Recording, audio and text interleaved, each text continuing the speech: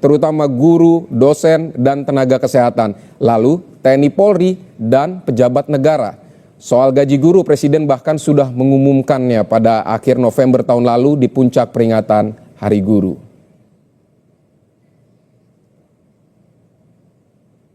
Lalu ada juga, saudara, melanjutkan pembangunan infrastruktur desa, bantuan langsung tunai, dan menyediakan rumah murah bersanitasi baik untuk yang membutuhkan. Pembangunan rumah ini direncanakan salah satunya dengan memanfaatkan lahan sitaan kasus korupsi. Presiden Prabowo Subianto mengumumkan kenaikan gaji untuk ASN hingga honorer.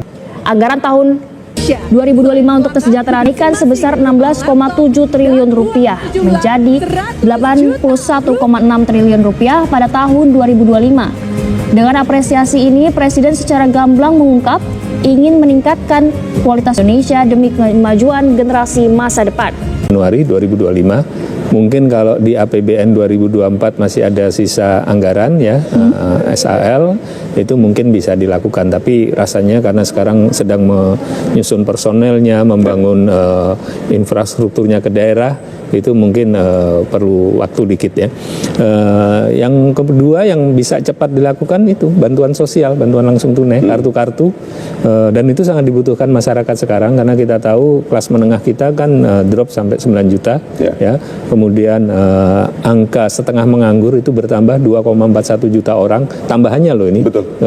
Artinya setengah menganggur itu artinya kerja 1 jam pun disebut bekerja, tapi dia kan nggak penghasilannya dapat berapa gitu ya. Jadi dia tidak memenuhi kriteria waktu bekerja penuhnya, penghasilannya jelas rendah. Nah, daya beli masyarakat sedang stagnan dan turun, terlihat dari deflasi. Jadi ya negara langkah paling cepat panadolnya itu obat penurun panasnya yaitu suntikan BLT. Kartu-kartu itu akan harus disegerakan supaya ekonomi rakyat bisa segera pulih, deflasi yang 5 bulan itu bisa normal kembali ya. Kemudian daya beli masyarakat bisa pulih sedikit gitu. Ya, yang menarik yang Anda sebut pertama kali adalah makan bergizi gratis. Ini kan anggarannya 71 triliun. Ini bagaimana skemanya? Pembagian anggarannya seperti apa? Terus pelaksanaan teknisnya seperti apa, Mas Derajat? Pelaksanaannya nanti Badan Gizi Nasional yang dipimpin Kang Dadan, Prof Dadan ya. Perencanaannya kemudian segala sesuatunya memang di pusat, tapi implementasinya itu di daerah. Implementasinya nanti ada unit-unit di setiap kabupaten, itu mereka yang akan melakukan pembeliannya, mereka yang akan melakukan bagaimana pembagiannya ke sekolah-sekolahnya dan seterusnya. Itu akan ada unit-unit yang ada di kabupaten. Tapi mereka adalah pegawai dari Badan Gizi Nasional. Cuma karena anggarannya kan 71, itu sementara kan biayanya kan sekitar 500-an ya. Ya, jadi artinya kan hanya 14% yang tercover. Jadi kalau dikurangi untuk biaya Monef dan sebagainya ya mungkin sekitar 13% yang tercover. Jadi ya terpaksa diprioritaskan dulu di daerah 3T ya, tertinggal, terluar, kemudian mungkin yang termiskin ya, diprioritaskan ke sana. Oke, kita menuju ke Mas Yanuar. Kalau Mas Yanuar dari 8 program unggulan ini, apakah juga sama dengan Mas Derajat tadi bahwa makan siang gratis ini akan cepat realisasi dalam waktu dekat ini? Senang ketemu lagi Mas Derajat. Mas Yanuar, apa kabar? Kesempatan berbeda di media. Kabar baik.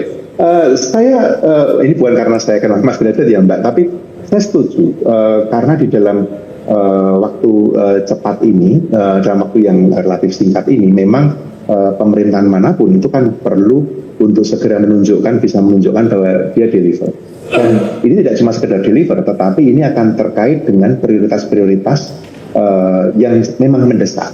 Dan tadi sudah oleh Mas Derajat, dua prioritas itu adalah soal kemudian yang kedua adalah memperbaiki bantalan yang sekarang ini dalam tanda petik rusak karena kas menengah yang anjlok. Catatan saya hanyalah pada persoalan governance. Tadi Mas Derajat menyampaikan angka yang fantastis tadi kan, karena totalnya sekitar 500 T, sekarang baru ada 71 T. Masalah yang selama ini kita hadapi di dalam menjalankan program pemerintah baik zaman dulu sekali maupun sampai sekarang adalah persoalan tata kelola, governance. Jadi kalau saya boleh nitip sekaligus ke Mas Derajat memberi sambutan pada Pak Prabowo dan Kang Dadan, Pak Mas Derajat, adalah bagaimana tata kelola program-program unggulan ini, terutama 8 ini yang PHCT ini, program hasil cepat terbaik ini terdeliver. Karena bukan hanya angkanya yang besar, tetapi karena rantainya cukup panjang, melibatkan banyak orang, saya kira kita perlu memastikan bahwa itu memang tersalur. Karena nature-nya ini cukup berbeda dibandingkan misalnya dulu dengan BPNT, bantuan pangan non tunai misalnya, atau bagaimana kartu prakerja misalnya, yang sifatnya non tunai, sifatnya kemudian penerimanya dipadankan datanya dengan DTKS dan lain-lain. Nah, karena sifatnya yang cukup berbeda ini, saya sangat mengharapkan persoalan tata kelola ini menjadi perhatian pemerintah juga, Mas Derajat. Saya kira catatan saya itu, Mbak. Tapi kalau soal fokusnya kemana, saya setuju dalam waktu cepat memang ini, tetapi dalam waktu yang lebih panjang, saya justru ingin melihat seperti tadi yang disampaikan tadi, misalnya kartu-kartu usaha itu penting. Karena itu akan membantu memperkuat basis ekonomi kelas menengah yang sekarang runtuh gitu. Yang sekarang ternyata kita kehilangan 8,5 bahkan sampai 10 juta. Tadi Pak Derajat tadi, Mas Derajat tadi cukup konvensional menyebut angka 9, tapi datanya 8,5 sampai 10 juta orang malah kelas menengah yang hilang. Kemudian, nah itu perlu dibangun lagi. Gantalan ini perlu disiapkan lagi. Saya melihatnya begitu. Baik, Mas Derajat, tapi kalau kita lihat ini kan 8 program prioritas ini butuh dana yang luar biasa besar. Ditambah kita juga dihadapkan pada hutang Indonesia yang juga besar. Nah, Anda melihatnya seperti apa? Apakah ini dalam 100 hari bisa diwujudkan? Enggak, kalau 100 hari itu kan beberapa saja. Baik. Ya, seperti misalkan target penerimaan 23% itu kan nggak mungkin 100 hari. Betul. Malah mungkin itu perlu 4 tahun, 5 tahun, Mas Adit ya. Baik. Sebagian akan dilaksanakan. Kan ini kan 100 hari itu kan berarti yang sekitar berapa? 60 hari itu adalah di APBN 2024. Yang 40 hari baru di APBN 2025. Nah, jadi akan tergantung pada bagaimana realisasi APBN 2024 ini sekarang. Ya. Kemudian untuk yang berikutnya, memang ruang fiskal kita memang nggak terlalu besar karena kita itu harus membayar sekitar 1.353 triliun untuk utang. Itu memakan 45% dari pendapatan negara. Ya, pendapatan negaranya 3.005 triliun. Nah, jadi memang harus ada kreativitas tertentu dari tim ekonomi. Tidak bisa lagi bisnis as usual, ya, tidak bisa lagi hanya menerbitkan SBN saja, karena kalau hanya menerbitkan surat utang saja, nanti ujungnya akan meledak melebihi dari 600 triliun yang ditargetkan, karena hitung-hitungan saya, kalau kita ingin mengejar pertumbuhan 8%, itu tahun 2025 itu pertumbuhan minimal harus digenjot ke 5,9%, itu kita kurang 300 triliun di APBN. Jadi kasarnya tim ekonomi ini memang nggak bisa bisnis as usual, ngejar pajak juga nggak bisa bisnis as usual, jangan hanya ngejar yang di kebun binatang saja, harus ada kreativitas tertentu. Nah, soal governance yang disampaikan Mas Yunor itu saya sepakat sekali, dan itu sudah disiapkan oleh Presiden Prabowo. Ada satu badan yang sudah dilantik, ya. Itu memang tugasnya untuk memastikan governance. Tapi saya nggak etis untuk menyampaikan sebelum dapat. Ya, selamat malam Pak Wisnu. Ya, selamat malam Mbak Diana. Pak Wisnu, mungkin Anda boleh elaborasi terlebih dahulu. Sebenarnya apa saja dampaknya kalau batas usia ASN ini dinaikkan? Karena kan memang ada tambahannya sesuai strukturnya begitu ya. Apakah memang justru membantu regenerasi atau justru malah menurunkan produktivitas ASN? Ya, masalah perpanjangan usia ASN ini harus dilihat secara holistik, secara komprehensif. Menurut saya harus dilakukan audit secara menyeluruh, terutama dari aspek kinerja ASN itu sendiri. Karena seperti yang kita ketahui, tidak sedikit juga ASN yang produktivitasnya dipertanyakan gitu ya. Terutama terkait dengan output, apalagi terkait dengan dampak gitu. Jadi selain regenerasi, menurut saya yang paling penting adalah bagaimana kinerja dari ASN itu sendiri dalam memberi pelayanan publik, apakah sesuai, outputnya sesuai, apakah dampaknya sudah sesuai selama ini, baru kita berbicara mengenai perpanjangan gitu. Karena kan kalaupun nanti diputuskan adanya perpanjangan ASN, ya tentunya harus berdasarkan kinerja yang baik gitu. Oke, berarti Jadi, harus silakan dilanjutkan, Pak.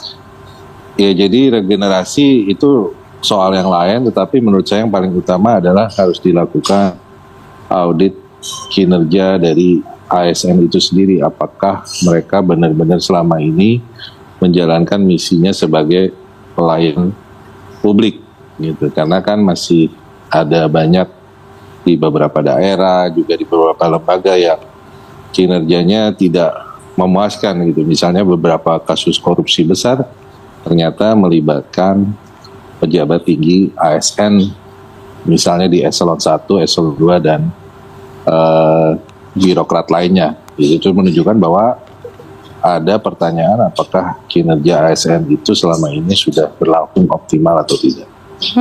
Ini artinya menurut Anda bahwa tidak urgent begitu ya untuk menaikkan batas usia pensiun ASN karena artinya butuh kajian sehingga tidak perlu terburu-buru begitu? Ya, saya rasa di tengah upaya melakukan efisiensi anggaran, di tengah keterbatasan anggaran, kemudian juga kemarin diputuskan perpanjangan militer ya, perpanjangan usia pensiun militer, itu tentu saja biaya-biaya harus diperhitungkan dengan matang. Tapi momentum wacana perpanjangan usia ASN ini harus dimanfaatkan untuk melakukan audit terhadap kinerja ASN itu, karena saya rasa itu yang esensinya yang paling penting daripada diperdebatkan masalah perpanjangan usia. Karena kalau perpanjangan usia tentu saja konsekuensinya seperti yang disampaikan tadi, regenerasi menjadi terhambat, kemudian juga biaya semakin meningkat, biaya anggaran, karena selama ini misalnya skema pensiunan ASN kan dianggap membebani negara gitu ya, karena jumlah ASN yang begitu banyak di masa lalu yang negara masih harus tanggung masa pensiunnya, itu pun belum terselesaikan. Nah, sekarang ditambah lagi dengan upaya untuk memperpanjang, saya rasa pada akhirnya implikasi biayanya juga semakin besar, dan itu tentu saja tidak sesuai dengan kondisi keuangan negara saat ini yang pemerintah Prabowo sepertinya fokus pada program-program utamanya seperti misalnya makan bergizi gratis, kemudian perbaikan daya tahan militer dengan menaikkan anggaran Departemen Kementerian Pertahanan dan program prioritas lainnya gitu. Oke, tadi Anda banyak menekankan soal audit kinerja. Nah, ini sebenarnya audit kinerja kan pasti sudah dilakukan begitu ya secara berkala. Tapi sebenarnya audit kinerja seperti apa yang Anda maksud begitu, Pak Wisnu? Yang mampu secara nyata-nyata begitu mengcapture kinerja ASN supaya tahu letak kekurangannya, letak kelebihannya, sehingga bisa menaikkan kualitas ASN itu sendiri. Poin-poinnya apa saja menurut Anda yang penting untuk disoroti? Jadi selama ini sistem kinerja yang ada itu kan masih berorientasi pada formalitas ya, surat keterangan penilaian SKP ya, misalnya surat penilaian kinerja. Tapi di sisi lain substansinya apakah sudah memenuhi harapan dari kementerian dan lembaga negara tersebut? Saya rasa itu yang masih lebih penting ya, karena kan misalnya dengan penambahan jumlah kementerian seperti ini dan keberadaan ASN yang masih ada dianggap tidak produktif, ya tentu saja ini menjadi momentum untuk melakukan audit organisasi birokrasi dan kinerja ASN itu sendiri, karena ya selama ini belum pernah dilakukan secara serius. Misalnya dengan turunnya kinerja ASN, apakah ada implikasi pencopot paling banter, hukuman yang paling keras itu adalah pencopotan jabatan. Tapi apabila pemberhentian secara permanen itu harus melalui prosedur birokrasi yang begitu panjang dan bertele-tele. Itu kan tentu saja menyalahi esensi dari prinsip meritokrasi ya, di mana misalnya ada ASN yang kinerjanya tidak baik, buruk, atau bahkan melanggar etika, prosedur pemberhentiannya harusnya tidak melalui prosedur yang sangat bertele-tele dan panjang. Oke, berarti sistem evaluasi yang tidak bertele-tele itulah yang mungkin harus dilaksanakan supaya evaluasinya bisa nyata-nyata mengcapture bagaimana kualitas ASN di Indonesia, begitu ya Pak? Iya, karena tentu saja kalau Korpri kan berkepentingan agar ASN terus mengabdi selama mungkin. Mereka mungkin berkaca pada negara Prancis baru-baru ini memperpanjang usia pensiun sampai 70 tahun. Tapi ya kita harus lihat kondisi Prancis kan, pertama mereka adalah negara maju, kinerja birokrasinya kan sudah kelas dunia. Terus yang paling penting lagi adalah memang ketersediaan dananya ada, karena mereka negara maju dengan pendapatan yang cukup tinggi gitu. Sedangkan Indonesia sendiri kan seperti yang kita ketahui, kita masih negara berkembang. Kemudian juga pendapatan negara kita belum optimal karena rasio pajak kita, tax ratio kita masih rendah, bahkan dibandingkan dengan negara-negara berkembang lain seperti Filipina.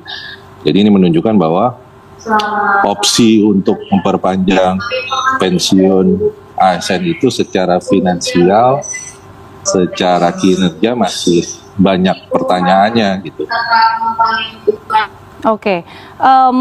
Ini sebenarnya cukup menarik begitu ya Pak, karena kalau batas usia ini kalau kita lihat misalnya negara tetangga kita begitu ya, misalnya ke Singapura begitu, rata-rata ASN ini merupakan anak muda begitu, ketika misalnya negara-negara tetangga kita misalnya di Asia Tenggara itu berlomba-lomba untuk menyumputkan anak-anak muda di tata kelola pemerintahan, tapi kini ada usulan dari pemerintah Indonesia, dari Korpri begitu ya, untuk memperpanjang batas usia dari ASN yang sudah ada. Ini artinya lebih banyak mereka dengan usia yang lebih matang begitu ya. Tapi batas usia ini kan akan masuk ke revisi Undang-Undang ASN rencananya. Menurut Anda begitu ya Pak ya, sebenarnya ada hal yang lebih penting tidak sih untuk direvisi dalam Undang-Undang ASN ini supaya tercipta ASN lebih berkualitas, terlepas dari usianya, terlepas dari gendernya mungkin?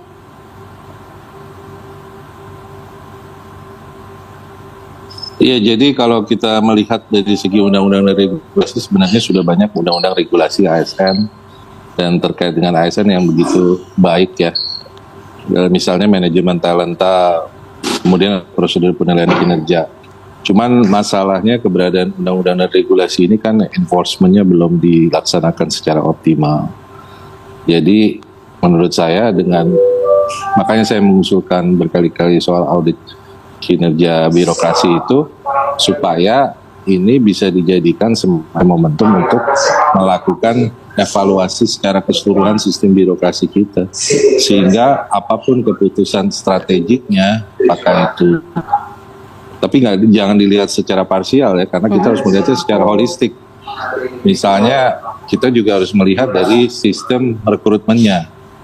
Itu rekrutmen kan sebenarnya ujung pangkal dari merekrut talent-talent terbaik di Indonesia. Apakah sudah benar atau tidak? Apakah sudah benar-benar merefleksikan talent terbaik di Indonesia atau tidak?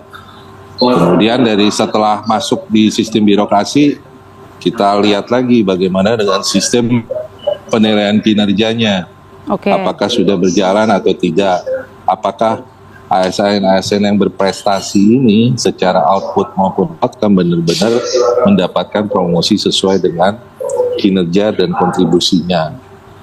Nah, ini aja belum dibereskan ya, karena masih banyak juga kritik-kritik yang beranggapan bahwa misalnya penilaian kinerja, kenaikan pangkat lebih sekedar formalitas, sehingga siapapun otomatis kalau sudah bertahun-tahun akan dengan sendirinya naik pangkat. Nah, itu yang saya rasa yang harus benar-benar diperbaiki gitu, daripada kita fokus pada ujungnya, yaitu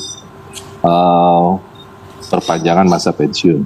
Iya, artinya masih banyak deretan masalah ataupun celah-celah di sistem soal tata kelola aparatur sipil negara ini yang masih bisa ataupun lebih urgent untuk diperbaiki ketimbang memperdebatkan perpanjang atau ditetapkan saja begitu ya usia pensiun dari ASN ini. Tapi Pak, terakhir, ini kan belakangan ada perpanjangan usia TNI, kemudian ini juga ada perpanjangan usia ASN. Kalau perpanjangan usia TNI kan ini sudah jadi undang-undang, kalau usia ASN ini masih dalam bentuk usulan begitu ya, bahkan belum dibahas di DPR dan lain sebagainya. Apa yang Anda lihat dalam fenomena ini? Ya, tentu saja setiap kelompok kepentingan pasti berkepentingan untuk memperjuangkan kepentingannya. Tentu saja kalau Korpri pasti mewakili kepentingan dari para birokrat, terutama dalam hal ini birokrat yang sudah dianggap senior, yang kita hormati, terutama yang mereka berprestasi, yang merasa masih punya tenaga dan waktu ya untuk berkontribusi lagi. Tapi tanpa melakukan audit kinerja tersebut, kita tidak bisa mengidentifikasi nih di antara para birokrat ini yang mana yang benar-benar berkontribusi dan berkinerja, mana yang justru menjadi beban negara karena kinerjanya tidak optimal.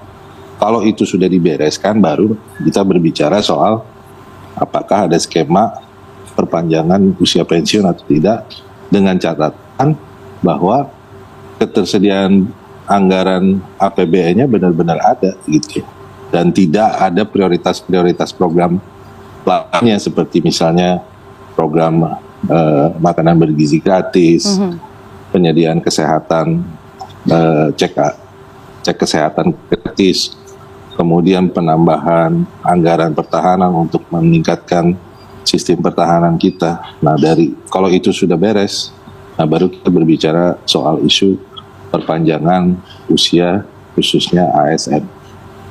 Baik, ada sejumlah masalah yang patut dibereskan terlebih dahulu. Tidak hanya fokus ke ujungnya saja, tetapi justru harus fokus ke pangkal masalahnya. Salah satunya adalah soal sistem meritokrasi dalam perekrutan, kemudian juga bagaimana sistem penilaian kerja dan juga kontribusi dari ASN kepada tata kelola pemerintahan Indonesia yang juga harus diperhatikan. Terima kasih untuk malam hari ini Pak Wisnu Juwono, pengamat kebijakan publik Universitas Indonesia, untuk waktunya di CNN Indonesia Prime News. Selamat malam, Pak Wisnu.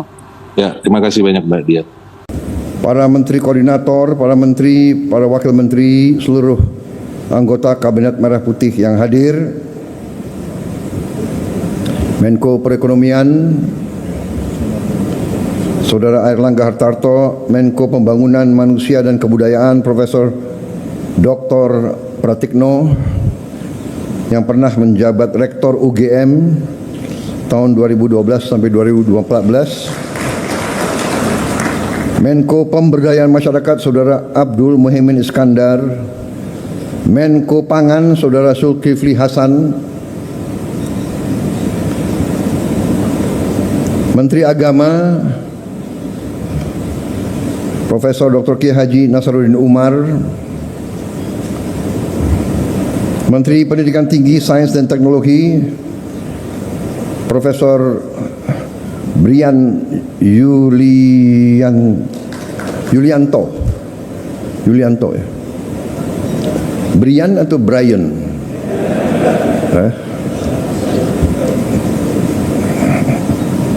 Nama agak kebarat-baratan. Menteri Pendidikan Dasar dan Menengah Profesor Dr. Abdul Muti, Menteri Pertanian Saudara Andi Amran Sulaiman, Menteri Sekretaris Negara Saudara Prasetyo Hadi, Sekretaris Kabinet Saudara Teddy Indra Wijaya, Penasehat Khusus Presiden Bidang Haji Profesor Muhajir Effendi, Menteri Menko PMK tahun 2019-2024, Menteri Pendidikan tahun 2016-2019. Kalau nggak salah pernah Rektor Universitas Muhammadiyah Malang. Ini banyak orang pintar di hari ini. Yang saya hormati Kapolri, Panglima TNI, para Kepala Staf Angkatan. Baru Pilus Fried Chicken.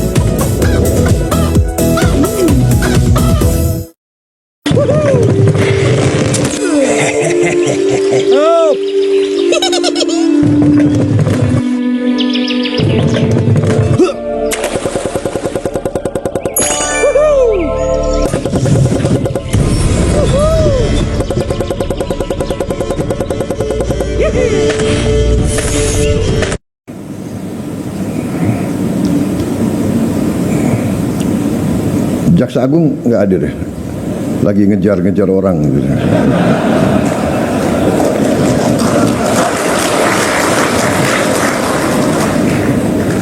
Yang saya hormati, saudara-saudara sekalian, para rektor perguruan tinggi negeri, para rektor perguruan tinggi swasta, para rektor perguruan tinggi keagamaan, para dekan dari seluruh Indonesia yang berkenan hadir. Saudara-saudara sekalian, sebagai insan yang bertakwa, tentunya kita tidak henti-hentinya memanjatkan puji syukur kehadirat Tuhan Maha Besar, Tuhan Maha Kuasa bagi umat Islam Allah Subhanahu wa taala yang memiliki sekalian alam. Hanya kepadanya lah kita berdoa dan hanya kepadanya lah kita meminta pertolongan. Kita bersyukur masih diberi kesehatan sehingga kita dapat berkumpul di Istana Merdeka hari ini, sore hari ini, melaksanakan suatu tatap muka dan diskusi menukar pandangan. Saudara-saudara sekalian, saya mengundang saudara-saudara sore hari ini untuk memberi penjelasan tentang apa yang sudah kita kerjakan, apa yang akan kita kerjakan dalam waktu yang akan datang, dan tentang keadaan yang berlaku di bangsa kita dan keadaan yang berlaku di tingkat global di dunia. Karena apa yang terjadi di dunia akan mempengaruhi kita, sehingga kita patut untuk memahami apa yang sedang terjadi. Ini wartawan hadir ya? Iya. Hah? Ya, ini pembukaan sudah. Terima kasih media. Karena ini nanti akan pembicaraan dari hati ke hati, ya kan?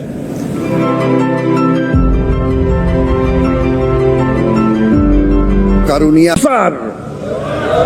Apakah kita sadar bahwa rakyat kita dan anak-anak kita banyak yang kurang gizi?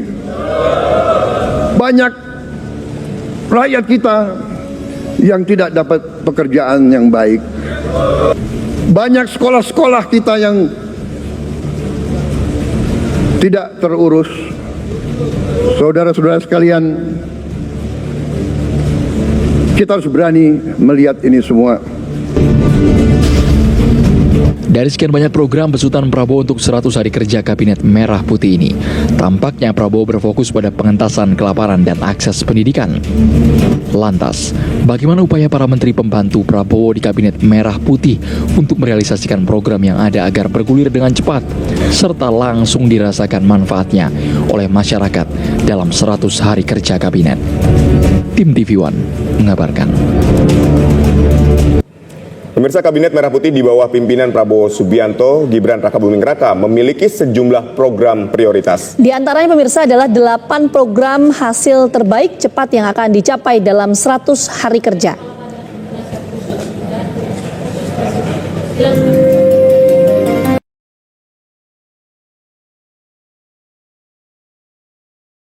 Siang dan susu gratis di sekolah dan pesantren, kemudian pemeriksaan kesehatan gratis, Aditya. Ya, meningkatkan produktivitas lahan pertanian, membangun sekolah-sekolah unggul di setiap kabupaten, melanjutkan program kartu kesejahteraan sosial serta kartu usaha. Selanjutnya menaikkan gaji aparatur sipil negara ASN, pembangunan infrastruktur desa, bantuan langsung tunai. Yang ke-8 adalah meningkatkan rasio penerimaan negara terhadap PDB ke 23%. Membangun infrastruktur desa atau menaikkan gaji ASN itu sangat sistemik gitu. Dan itu membutuhkan dana yang tidak sedikit. Nah, itu titik di mana beberapa kompromi antara yang teknokratik dan politik memang mesti ada. Dan itu kembali lagi ke poin saya yang pertama tadi, kalau begitu tata kelolanya seperti apa? Duit kita berapa?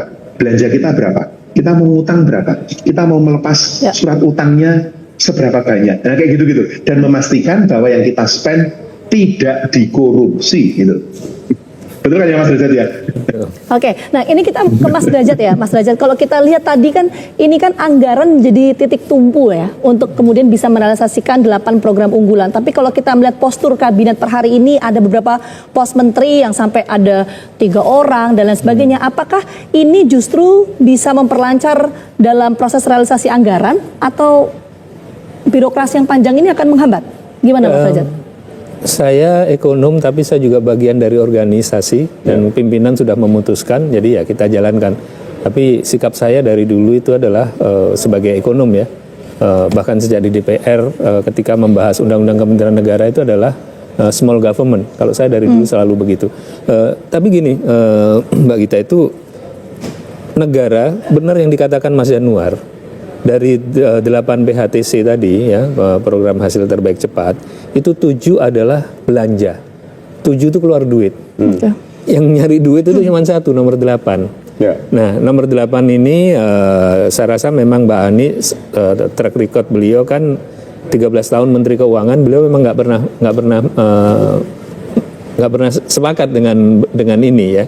Tapi ya mungkin itu tertunda sebentar karena negara punya kebutuhan, bukan hanya sekedar yang disampaikan Mas Yanuar kan pemisahan.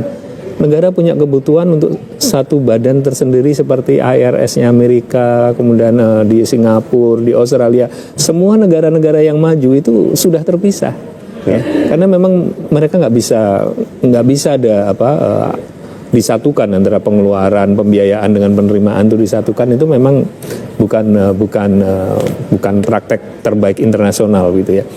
Saya rasa kebutuhannya ada, semuanya menyadari, ya mungkin akan tertunda, tapi suatu saat nanti saya yakin insya Allah BPN akan terbentuk. Tapi benar sekali yang Mas Yanuar katakan, penerimaannya itu hanya 1 di PHTC ke-8. Baik. Tata kelolanya, governance-nya itu sangat krusial, karena itu tadi kan jumlah di kabinet kan cukup besar.